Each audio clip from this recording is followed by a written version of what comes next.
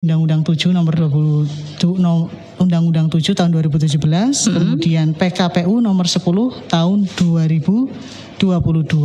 Nah, di situ dijelaskan tentang regulasi dan mekanisme pelaksanaan dalam pencalonan perseorangan peserta pemilu anggota DPD. Oke. Begitu Mbak Rara. Kemudian sebelum kita fokus ke pencalonan DPD, lanjutkan dulu tahapan berikutnya ya. Tahapan selanjutnya itu ada masa kampanye, kemudian ada masa tenang, kemudian tahapan yang paling krusial ini pemungutan dan penghitungan suara. Itu adalah yang dinanti-nantikan. Kemarin tanggal 14 Februari 2023 kita telah KPU RI itu telah meluncing ya 1 tahun menuju pemungutan dan penghitungan suara besok di 14 Februari 2024. Nah, kemudian tahapan selanjutnya setelah pemungutan dan penghitungan suara selesai adalah penetapan hasil pemilu. Dan di tahapan yang selanjutnya pengucapan sumpah atau janji presiden dan wakil presiden, anggota DPR, DPRD provinsi dan DPRD kabupaten. Nah, kita kembali ke tentang pencalonan DPD, Mbak Rara. Jika kita amati di PKPU nomor 10 tahun 2022, itu di lampiran 1, di situ sudah ada program dan jadwal kegiatan tahapan pencalonan perseorangan peserta pemilu anggota Dewan Perwakilan Daerah. Nah, jadi ada itu dijadwal persiapan penyerahan dukungan minimal pemilih dimulai pada tanggal 6 Desember 2022 tahun kemudian sesuai dengan regulasi yang ada. Untuk syarat minimal jumlah syarat pemilih yang harus disampaikan. Tadi yang satu sudah ya Mbak. Itu sebanyak 3.000 pemilih. 3.000. Nah, kemudian untuk provinsi dengan jumlah penduduk yang termuat dalam daftar pemilih tetap ini dalam DPT ya Mbak, bukan jumlah penduduk secara keseluruhan tapi dalam DPT. Lebih dari 10 juta sampai dengan maka dalam DPT lebih dari atau sama dengan 15 juta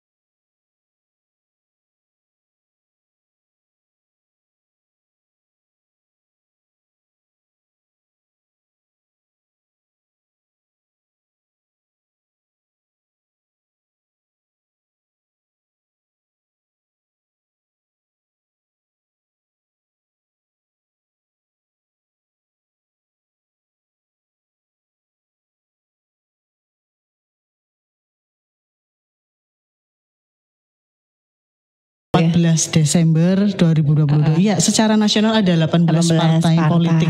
Nah, kemudian setelah penetapan peserta pemilu di tanggal 14 Desember 2022 dilanjutkan dengan penetapan jumlah kursi. Nah, dapil penetapan daerah pemilihan dan jumlah kursi.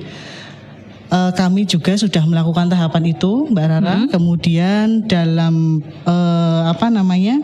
pemilihan dan alokasi kursi anggota DPR, DPRD provinsi, DPRD kabupaten kota itu tertuang dalam PKPU nomor 6 tahun 2023. Nah, teman-teman pemilih semua yang ada di Kabupaten Brebes bisa melihat di JDIH KPU RI. Itu ada di PKPU nomor 6 tentang penetapan daerah pemilihan. Nah, ini sebagai informasi Mbak Rara. Kabupaten Brebes itu sendiri terbagi menjadi 6 dapil. 6 dapil ya. Dapil Brebes 1 yang terdiri dari Kecamatan Jatibarang, Brebes dan Songgom. alokasi kursi 9, kemudian Dapil Brebes 2 yang terdiri dari Kecamatan Bumiayu, Paguyangan, Sirampok, Tonjong. Berapa kursi, Bu? Itu 9 kursi. Kemudian Dapil Brebes 3 yang terdiri dari Kecamatan Salem, Bantar Kaung dan Larangan. Itu 8 kursi. Dapil Brebes 4 yang terdiri dari Kecamatan Ketanggungan dan Banjarharjo itu ada 7 kursi. Kemudian Dapil Brebes 5 yang terdiri dari Kecamatan Kersana, Losari dan Tanjung ada 8 kursi. Kemudian Dapil Brebes 6 yang terdiri dari Kecamatan Wanasari, Kecamatan Pulakamba itu alokasi kursinya 9 kursi. Nah, itu semua sudah ada dalam PKPU nomor 6 tahun 2023. PKPU nomor 6 tahun 2023. Iya, betul. Nah, kemudian untuk Dapil DPRD Provinsi itu sendiri, Kabupaten Brebes itu masuk dalam Jawa Tengah 12. Jawa Tengah 12. Iya, itu yang terdiri dari Kabupaten Tegal, Kabupaten Brebes dan Kota Tegal. Ya, itu alokasi kursinya 12 kursi. Kemudian untuk DPR RI-nya masuk di Jateng 9 dengan alokasi 8 kursi yang terdiri dari Kabupaten Tegal, Kabupaten Brebes dan Kota Tegal. Itu seperti itu. Nah, nanti teman pemilih bisa dilihat di PKPU nomor 6 tahun 2023. 2023. Iya, kembali ke tahapan tadi. Ya. Tadi penetapan jumlah kursi sudah. Nah, yang selanjutnya adalah tahapan pencalonan presiden dan wakil presiden, anggota DPR, DPD, DPRD Provinsi, dan DPRD Kabupaten Kota. Nah, untuk pencalonan DPD itu sendiri, itu secara regulasi sudah dijelaskan. Dasar hukumnya tentunya tetap di Undang-Undang 7 nomor 7 tahun 2017, kemudian PKPU nomor 10 tahun 2022. Nah, di situ dijelaskan tentang regulasi dan mekanisme pelaksanaan dalam pencalonan perseorangan peserta pemilu anggota DPD. Oke. Begitu, Mbak Rara. Kemudian sebelum kita fokus ke pencalonan DPD, lanjutkan dulu tahapan berikutnya ya. Tahapan selanjutnya itu ada masa kampanye, kemudian ada masa tenang, kemudian tahapan yang paling krusial ini pemungutan dan penghitungan suara. Itu adalah yang dinanti-nantikan. Kemarin tanggal 14 Februari 2023 kita telah KPU RI itu telah meluncing ya 1 tahun menuju pemungutan dan penghitungan suara besok di 14 Februari 2024. Nah, kemudian tahapan selanjutnya setelah pemungutan dan penghitungan suara selesai adalah penetapan hasil pemilu. Dan di tahapan yang selanjutnya pengucapan sumpah atau janji presiden dan wakil presiden, anggota DPR, DPRD Provinsi dan DPRD Kabupaten. Nah, kita kembali ke tentang pencalonan DPD, Mbak Rara. Jika kita amati di PKPU nomor 10 tahun 2022, itu di lampiran 1, di situ sudah ada program dan jadwal kegiatan tahapan pencalonan perseorangan peserta pemilu anggota Dewan Perwakilan Daerah. Nah, jadi ada itu dijadwal persiapan penyerahan dukungan minimal pemilih dimulai pada tanggal 6 Desember 2022 tahun kemarin. Kemudian sesuai dengan regulasi yang ada, untuk syarat minimal jumlah syarat pemilih yang harus disampaikan. Tadi yang satu sudah ya, Mbak. Itu sebanyak 3.000 pemilih. 3.000. Nah, kemudian untuk provinsi dengan jumlah penduduk yang termuat dalam daftar pemilih tetap ini dalam DPT ya, Mbak, bukan jumlah penduduk secara keseluruhan tapi dalam DPT. Lebih dari 10 juta sampai dengan maka dalam DPT lebih dari atau sama dengan 15 juta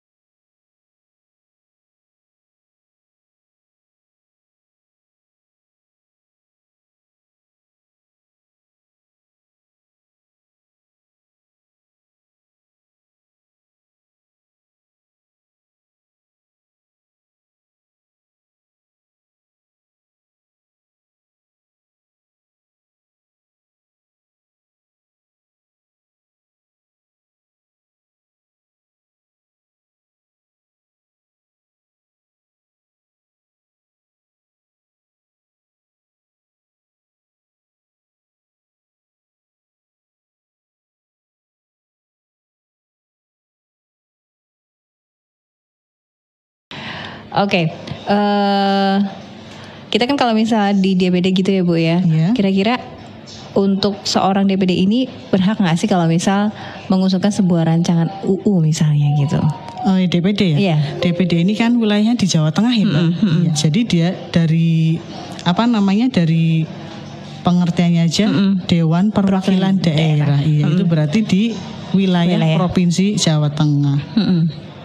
Ya nggak apa-apa sepanjang masih lingkup, masih lingkup dari provinsi itu sendiri, betul, daerah provinsi itu sendiri. Oke. Nah ini tadi baru syarat dukungan ya Mbak Rara. Ya. Nah setelah para calon ini atau bakal calon ini memenuhi dari syarat dukungan itu yang minimal 5.000 itu, kemudian syarat minimal 5.000 ini pendukung maksud saya ya ini mau diapakan. Nah, nanti itu ada seleksi berikutnya, ada tahapan berikutnya yaitu nanti kita akan melakukan verifikasi administrasi terhadap dukungan calon ini. Nah, verifikasi administrasi terhadap dukungan calon ini tujuannya untuk apa? Nah, tujuannya adalah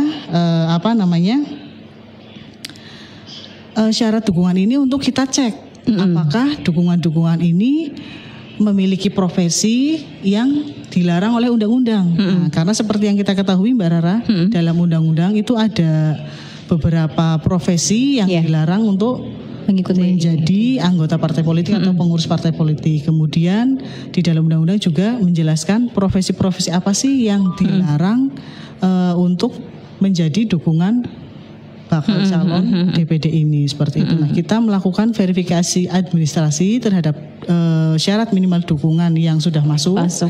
Kita mencocokkan apakah datanya secara nama, alamat, NIK, kemudian kemudian umur. Nah, karena memang kan minimal harus 17 tahun. Kemudian secara pekerjaan.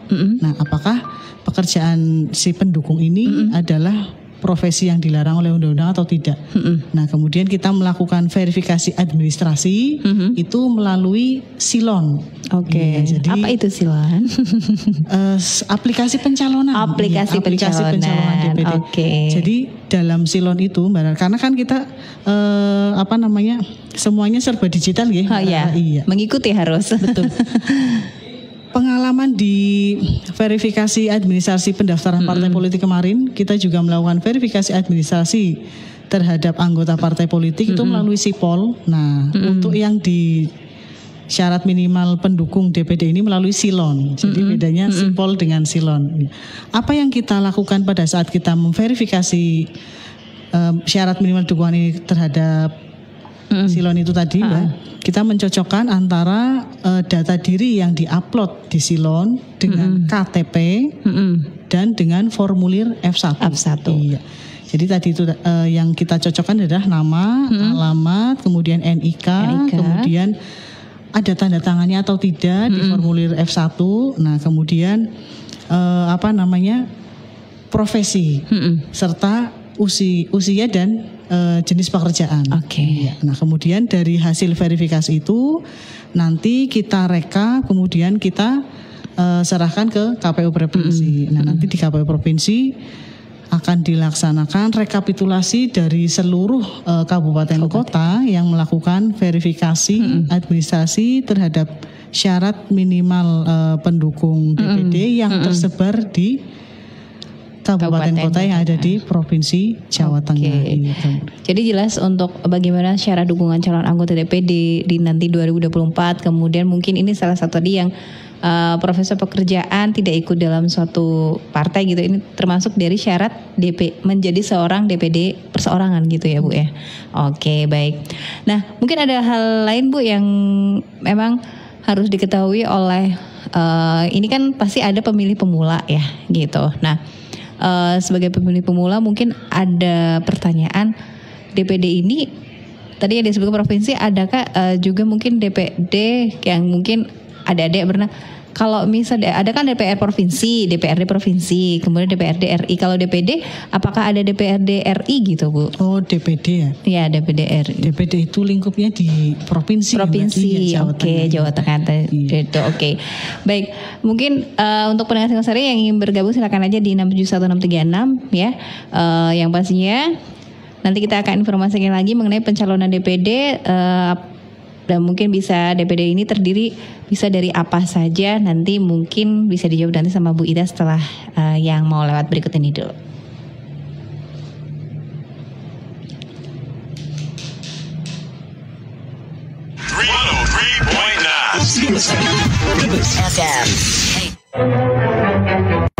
Pendengar, kita dengarkan bersama iklan layanan masyarakat tentang gerakan masyarakat hidup sehat.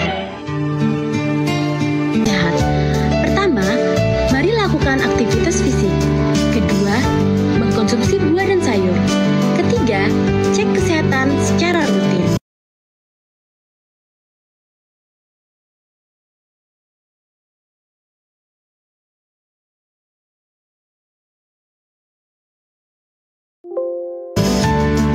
Yuk kita dengarkan jingle cerdik. Yang penting selalu ikuti gaya hidup cerdiknya. Semua pasti bisa, janganlah ragu-ragu. Perhatikan cara mudah jalaninya. Cek kesehatan, tanyakan asap rokok. Rajin olahraga, dietlah yang seimbang. Istirahat cukup, kelola stres dengan baik. Ajak keluarga hidup cerdik. Nes, Sarah, hai Weni. Kita selfie di taman depan kelas yuk. Yuk, siap ya? 1, 2, smile. Coba lihat sini fotonya. Tuh kan, Sarah. Sarah, kamu kok kelihatan pucat dan lesu? Jangan-jangan kamu anemia. Anemia? Terus gimana? Kita perlu makan makanan yang kaya akan zat besi. Lihat nih, di tempat makanan aku ada hati, daging sapi, tempe, dan bayam. Aku juga bawa ayam, ikan, tumis kangkung, dan pisang loh. Juga minum tablet tambah darah seminggu sekali. Tablet tambah darah. TTD, Keles. Oh, TTD. Waktu dikasih TTD di kelas sama Bu Guru, kamu nggak minum ya? Ngaku. Iya sih. Makanya kamu kelihatan kurang segar dan gak semangat. Kamu kurang zat besi tuh. Nes, tuh cowok IPA 2 dari tadi ngeliatin kita loh. Aduh, maaf. Tuh cowok nabrak Pak Guru gara-gara ngeliatin kita. Untuk mencegah anemia, makan makanan yang kaya zat besi dan minum TTD minimal seminggu sekali. Pesan ini disampaikan oleh Kementerian Kesehatan RI. Perusahaan Daerah Air Minum Brebes siap melayani pelanggan di gangguan 24 jam. Juga melayani pembayaran rekening air pada jam 7 pagi sampai dengan 2 siang setiap jam kerja. Dan kini kami juga melayani pelanggan melalui mobil patroli atau mobil keliling Perusahaan Daerah Air Minum Brebes dengan pelayanan pembayaran rekening air secara online dan pengaduan masalah gangguan air. Perusahaan Daerah Air Minum Brebes, kepuasan pelanggan kami utamakan. Pak, katanya kalau udah gajian, Bapak mau ngajak Ibu belanja. Oh, tenang aja Bu. Masalah Ibu pengen belanja, Bapak sudah siapin uang khusus buat Ibu belanja. Asik. Nanti Ibu pengen beli cincin, beli tas, alat dapur, terus bahan-bahan buat kue untuk acara arisan besok, Pak. Habis belanja, kita makan di luar deh. Wah, Ibu ini, masa Bapak harus nganterin Ibu ke toko emas, supermarket, toko ini, toko itu? Capek dong, Bu. Kata siapa, Pak? Bapak nggak usah khawatir. Bapak nggak usah repot-repot nganterin Ibu ke sana, kemari. Cukup aja kita ke toko Nirmala. Semua kebutuhan belanja ada di situ. Bingung belanja? Cari ini, cari itu. Pengen yang murah dan lengkap? Hanya toko Nirmala yang bisa mengerti kebutuhan Anda. Toko Nirmala menyediakan semua kebutuhan keluarga, mulai dari toko emas, supermarket, restorasi, fashion, alat-alat dapur, dan masih banyak lainnya. Harga murah, tempat belanja yang nyaman, tersedia area parkir. Toko Nirmala, Jalan Jenderal Sudirman, depan Pasar Induk Brebes. Toko Nirmala, rumah belanja kebutuhan keluarga. Pak. Anak apa, Bu? Yuk Pak, seki maring toko emas Pari Jaya Putri Ketanggungan. Nang kono lagi ana undian gebiar Ramadan. Tuku emas segram oleh kupon undian. Hadiahnya ana motore, Pak. Sungguh. Nemen. Wis emasnya apik-apik, modelnya oli, ana hadiahnya maning. Yuh, Bu, cek suen, bukan oli motor. gebiar Ramadan dari toko emas Parijaya Putri Ketanggungan. Ya, setiap pembelian perhiasan emas 1 gram mendapatkan 1 kupon undian. Disediakan hadiah 1 unit motor, 1 buah kulkas, 1 buah televisi LED, smartphone, 2 logam mulia, 3 kompor gas, 3 magicom, 3 setrika, dan 3 kipas angin. Periode 15 Januari hingga 6 Mei 2023 dan diundi 13 Mei 2023. Ayo, beli emas sekarang dan dapatkan hadiahnya. Toko Emas Parijaya Putri Pasar Ketanggungan, Jalan Pangeran Diponegoro, nomor 29 Ketanggungan Timur, Brebes. Menyediakan perhiasan emas 6 karat, 8 karat, dan 9 karat dengan model yang up to date. Aduh, pusing nih gue. Belum dapet kampus yang fasilitas IT-nya oke, sekaligus bisa belajar kewirausahaan gitu. Gue kan pengen kuliah ya, yang di kampus yang bisa ngikutin perkembangan zaman. Kuliah di Universitas Dianus Wantoro Semarang aja. Udinus ya? Iya, Udinus itu PTS terakreditasi unggul dengan kampus berbasis IT dan kewirausahaan. Fasilitas IT-nya mumpuni, kurikulumnya terupdate, peluang kerjanya besar setelah lulus, banyak beasiswa, punya komunitas e-sport, UKM dan prestasi mahasiswanya banyak, dan lokasinya strategis di tengah kota Semarang. Terus program studinya banyak gak? Program studinya banyak, kekinian lagi. Dibutuhin di industri pekerjaan dan bisnis saat ini. Ada Diploma 3, Sarjana Terapan D4, Program Sarjana, dan Program Pasca Sarjana S2 serta S3. Buruan daftar. Jalur PMDK 2 mulai 5 Desember 2022 sampai 4 Februari 2023 di pmb.dinus.ac.id atau ke kampus Udinus Semarang di Jalan Imam Bonjol nomor 207 Semarang. Terus dapetin fasilitas potongan USPI sampai 100% dan bebas tes. Siap, gue daftar sekarang deh. Info lengkap follow Instagram @daftar.udinus. Udinus for better future.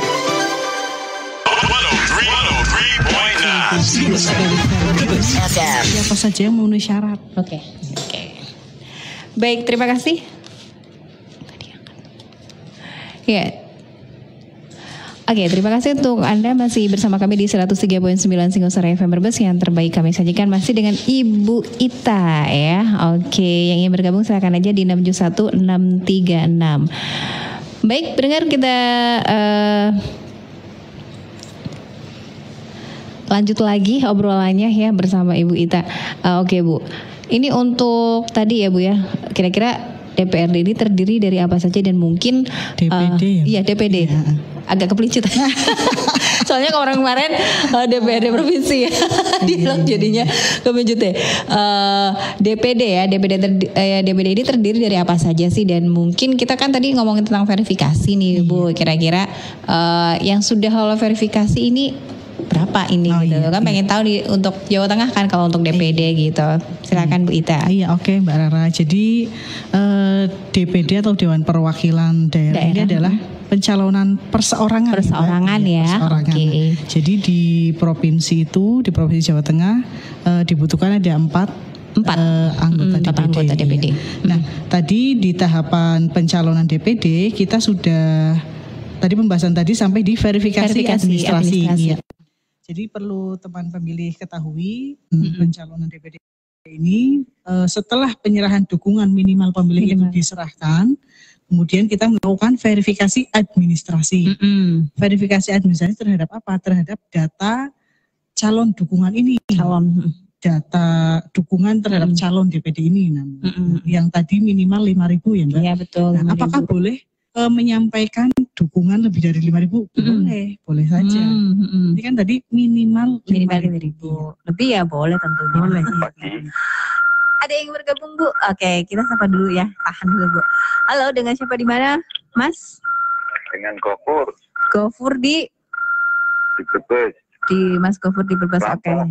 Brebes Kelampok tepatnya ya. Oke. Monggo dengan Bu Ita langsung saja. Mau tanya, ketika kita didatangin sama petugas yang mau didata. Oh, ini coklat kali ya? Pemilih tetap itu ya. Oh, DPT. Coklat bukan coklat. Iya, alamatnya itu kan apa namanya, bukan alamat KTP ya. Bukan di Kelampok. Tapi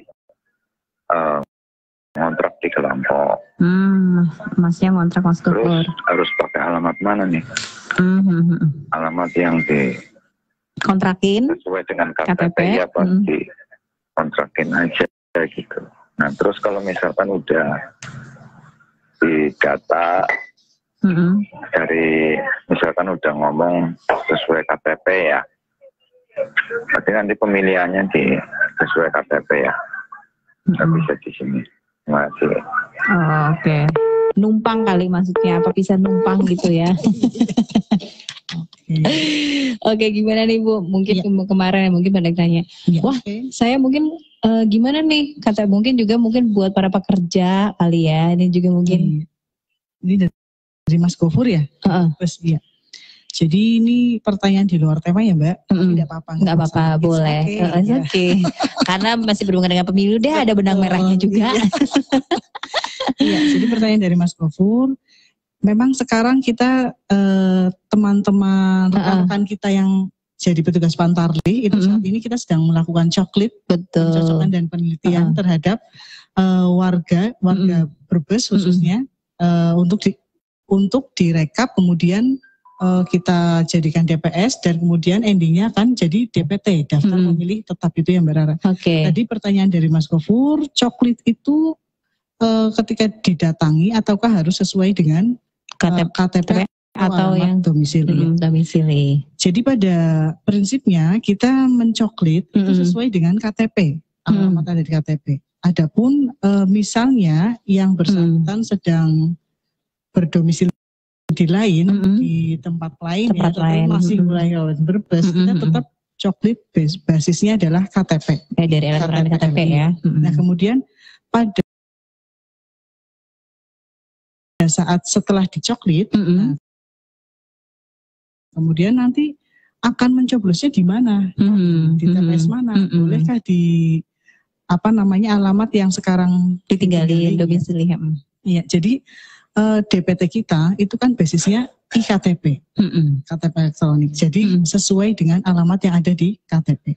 Jadi seperti saya Mbak Rara, pengalaman pemilu 2019 kemarin, saya domisili di Ketanggungan. Tetapi karena pada saat hari H saya harus stay di sini di kantor, kemudian saya harus monitoring ke beberapa pekerjaan ya Bu ya. Iya. Itu apakah saya tidak menggunakan hak pilih saya di Ketanggungan karena saya terdaftar di TPS Ketanggungan. Tidak seperti itu. Nah, pengalaman pemilu 2019 kemarin, jauh-jauh hari kita harus mengurus atau meminta surat pindah pemilih. Surat pindah memilih. Kepada siapa? Kepada teman-teman PPS, bisa melalui PPK atau bisa datang langsung ke KPU. Itu pengalaman saya dulu pemilu 2019 karena KTP saya masih Ketanggungan, kemudian TPS juga saya di Ketanggungan, tetapi karena suatu hal, karena pekerjaan saya harus stay di Brebes, maka jauh-jauh hari saya membuat surat pindah memilih. Surat keterangan ya, iya, surat keterangan bisa pindah memilih.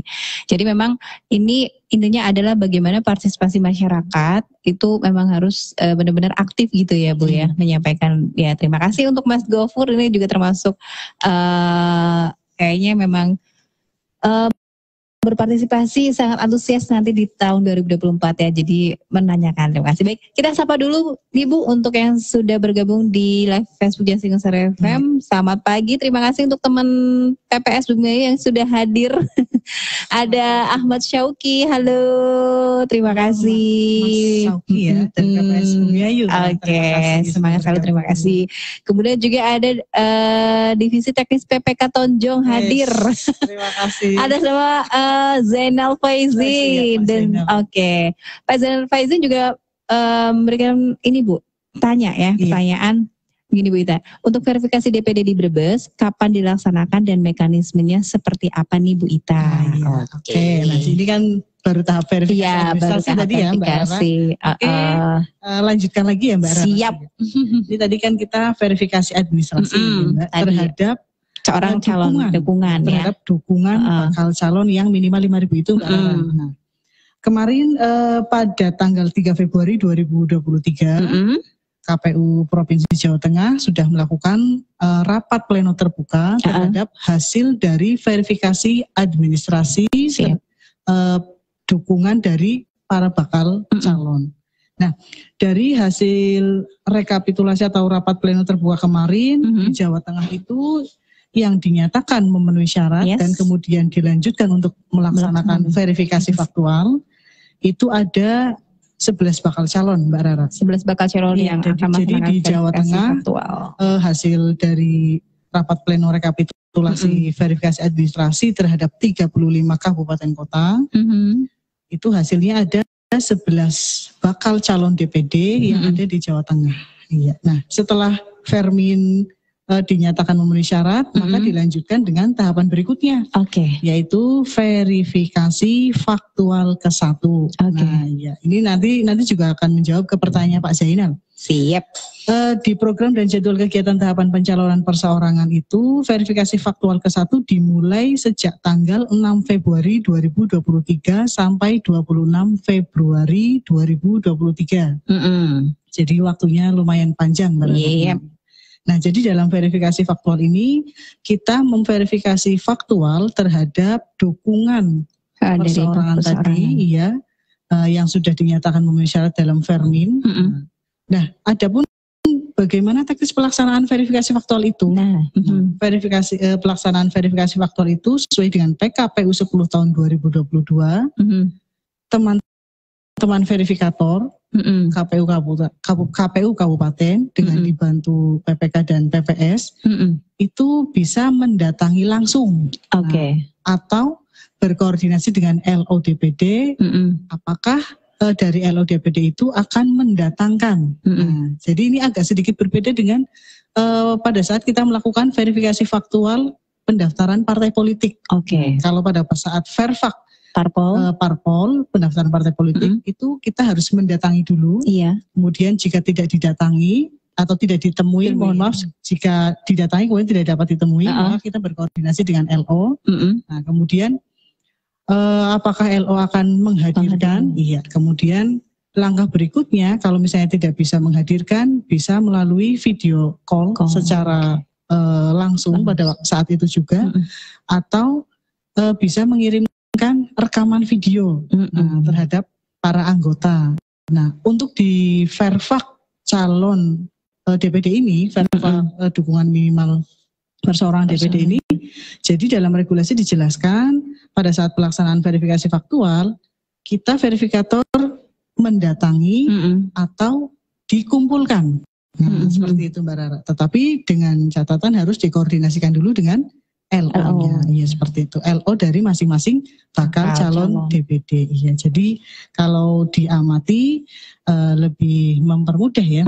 Iya. Kemudian seandainya sudah melakukan didatangi, kemudian sudah mengumpulkan, masih ada beberapa yang belum diverifikasi ya, karena suatu hal ya, misalnya karena tempat yang jauh atau misalnya tidak ada sinyal atau sedang bekerja di luar kota, nah itu maka bisa menggunakan video call juga pada saat itu juga, atau bisa menggunakan rekaman video. Iya, itu juga boleh. Jadi kalau di Verpol itu mendatangi dulu, kalau tidak bisa baru kalau ini bisa langsung mendatangi atau langsung didatangkan. Seperti itu.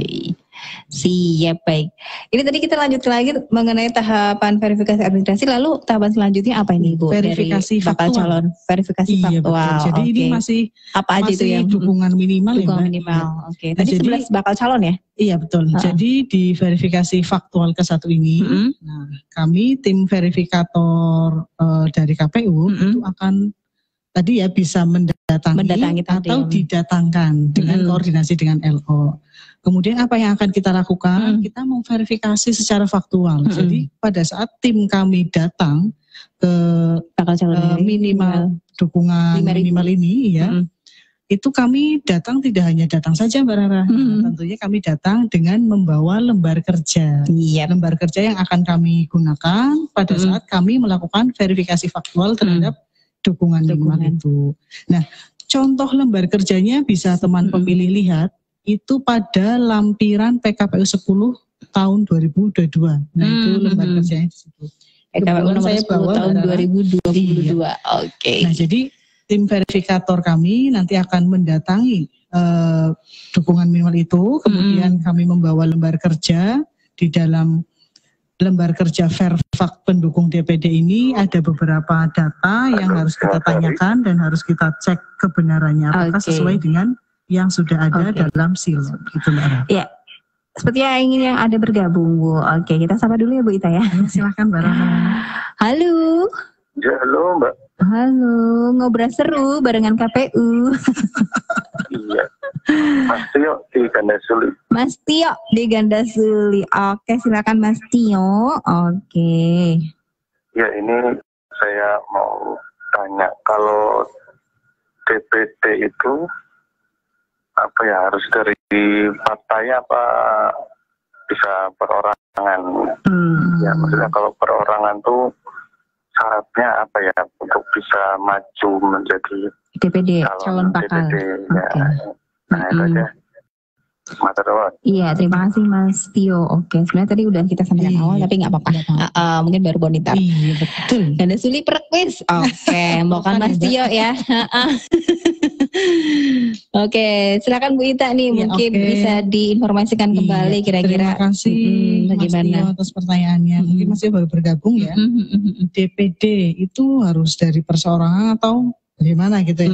Namanya juga DPD ya. DPD ini seperti yang kita ketahui tahapan pencalonan perseorangan serta pemilihan umum anggota Dewan Perwakilan Daerah. Jadi memang harus perseorangan Mas Tio. Iya. Nah kemudian syaratnya apa saja? Nah, syaratnya terutama ya yang pasti warga negara Indonesia. Pastinya harus. Iya, warga negara Indonesia. Nah kemudian ini yang perlu teman-teman ketahui dalam pencalonan DPD ini harus memiliki dukungan minimal 5.000. Nah, 5.000 itu dari mana tadi di awal sudah dijelaskan ya. Karena Kabupaten Brebes itu sendiri kan masuk dalam wilayah Provinsi Jawa Tengah. Ya, tadi di regulasi sudah dijelaskan untuk wilayah provinsi yang jumlah DPT-nya ini DPT Mbak itu lebih dari 15 juta, maka syarat dukungan minimalnya adalah 5.000. Ya, jadi untuk warga Brebes yang tahun depan ya, 5 tahun ke depan ya, tahun ini kan sudah mulai tahapan ya. Misalnya seandainya Mas Tio nih ingin tergugah hatinya untuk mendaftar DPD, nah Mas Tio ini harus punya dukungan minimal dulu sebanyak minimal 5.000 ya, itu.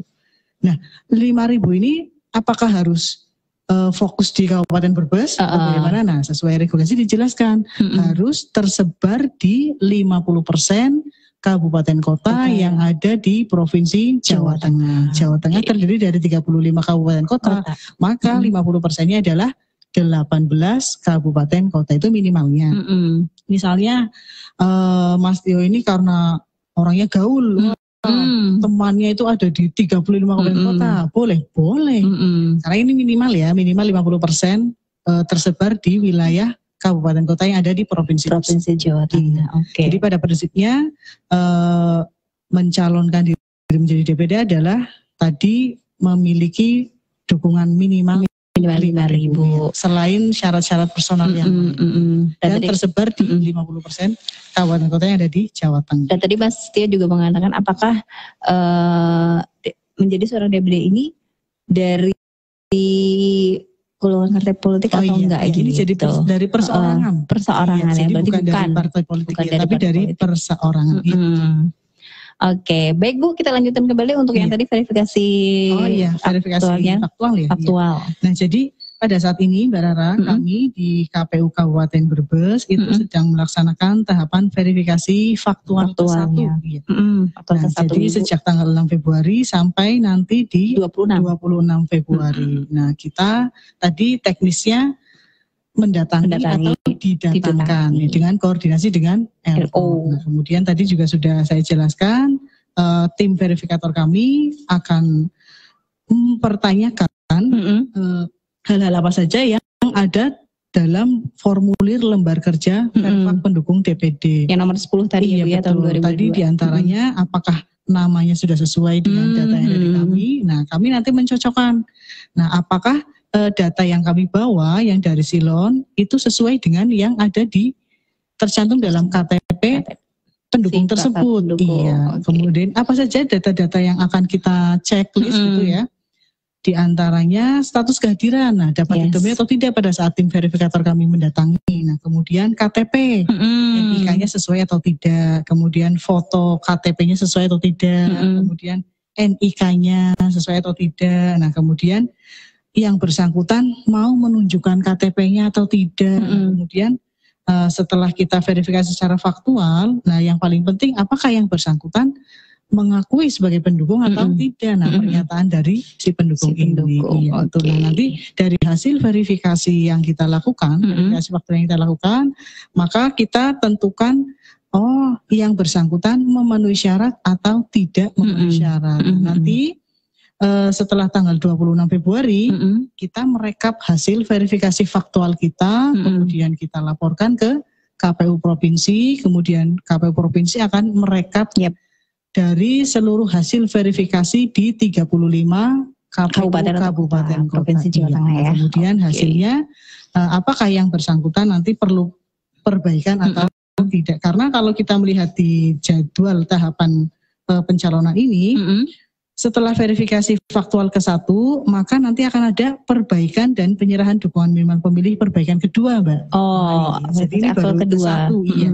Kemudian dalam perbaikan dan penyerahan dukungan minimal pemilih perbaikan kedua, ini nanti ada verifikasi administrasi perbaikan kedua lagi. Kemudian ada verifikasi faktual kedua lagi. Nah, setelah melalui verifikasi administrasi pertama, verifikasi faktual kedua, kemudian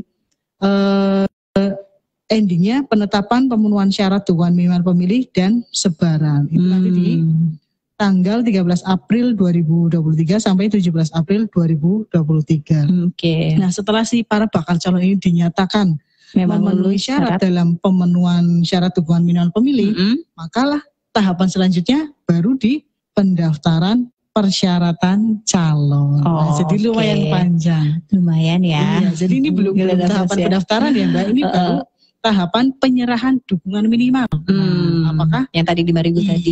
Apakah tadi yang minimal 5.000 ini setelah diverifikasi administrasi memenuhi syarat atau tidak? Nah, kemudian kalau memenuhi syarat dilanjutkan dengan verifikasi faktual. Nah, dari hasil Vermin dan Verfak ini, baru ini pendaftaran nih. Baru pendaftaran. Jadi masih panjang, Mbak. Panjang ya. Saya kira mungkin saya dan juga mungkin pendengar Singosari mungkin saya kayaknya ini deh tergugah banget daftar, enggak, ternyata panjang banget.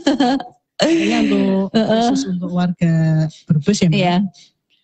Kalaupun saat ini memang belum tergugah, minimal diikuti dulu tahapannya. Jadi minimal mengetahui dulu, ternyata ada tahapan-tahapan yang harus dilalui terlebih dahulu. Jadi tidak ujuk-ujuk mendaftar. Jadi ada beberapa tahapan yang harus dilakukan dan harus berproses. Minimal mengetahui dulu, kalau kita sudah mengetahui, bisa untuk menentukan langkah-langkah selanjutnya. Ya, itu Mbak Rara. Setelah menjadi pendaftar ini mungkin yang harus dipersiapkan lagi apa nih sebagai bakal sebagai seorang DPD calon DPD ini? Ini kalau kita lihat kembali ke jadwal kegiatan tahapan pencalonan. Pendaftaran itu nanti di tanggal 1 Mei, Mbak. Tanggal 1 Mei. Tanggal 1 Mei sampai 14 Mei. Nah, itu baru pendaftaran calon DPD. Kemudian verifikasi administrasi persyaratan calon. Nah, ini baru diverifikasi perseorangannya, calonnya. Kemudian ada penyerahan perbaikan persyaratan calon, kemudian verifikasi administrasi perbaikan persyaratan calon, kemudian tahapan selanjutnya di bulan Agustus penyusunan dan penetapan DCS, daftar calon sementara. DCS dan sementara. Penyusunan dan penetapan DCS anggota DPD, kemudian pengumuman DCS anggota DPD, ada masukan dan tanggapan masyarakat juga terhadap DCS anggota DPD. Nah, kemudian klarifikasi atas masukan dan tanggapan masyarakat. Jadi ada setelah ada masukan, kita klarifikasi terhadap calon yang sudah masuk DCS. Nah, kemudian penyusunan dan penetapan DCT anggota DPD itu di bulan November. Jadi masih itu baru ditetapkan sebagai DCT ya. Penetapannya itu di tanggal 25 November 2023. Jadi masih panjang sekali, Mbak. Ternyata ya. Iya, ternyata.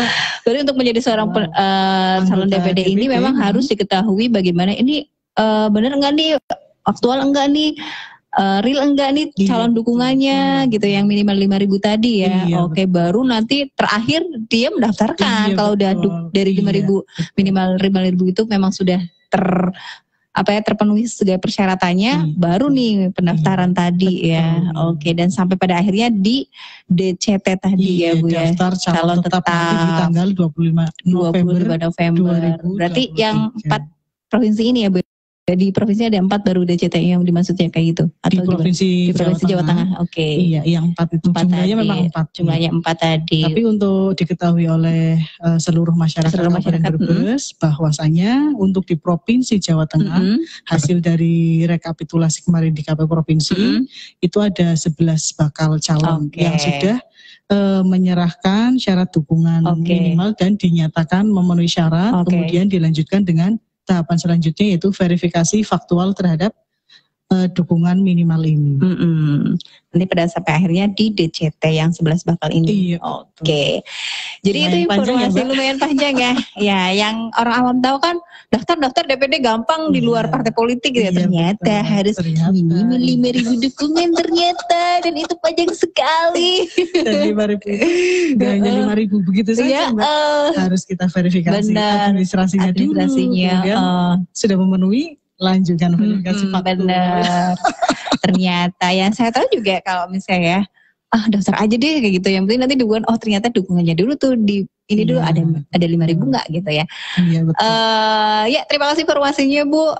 Menjadi sebuah wawasan bagi kita semuanya untuk bagaimana ya tahu alur dari pesta demokrasi yang nanti akan dilaksanakan di tahun 2024 sampai dengan informasi pencalonan DPD ini. Ini baru DPD ya Mbak? Iya, baru DPD. Yang lain. Ya, ada DPR RI, DPRD provinsi, DPRD kabupaten.